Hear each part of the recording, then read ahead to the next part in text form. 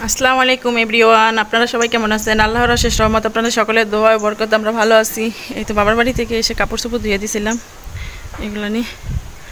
আর আবহাওয়াটা আজকে একটু ভালো, এখন আবার রোদ উঠছে। একটু ডিম দিয়ে আলু দিয়ে রান্না করবো।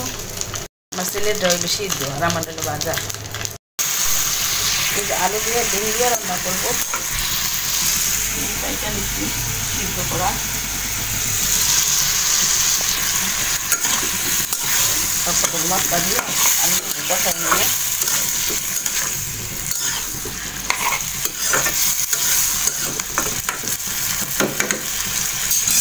পুঁই শাক এগুলো ভাজি করবো, ডিমটা নেব। শাক কাটা হয়ে গেছে, এখানে শাক ভাজি করব। আর আমার এই তো ডিমের তরকারি হয়ে গেছে, আলু দিয়ে ডিম। এই তো শাক ভাজি করতেছি, পুঁই শাক সিদ্ধ বসাইছি।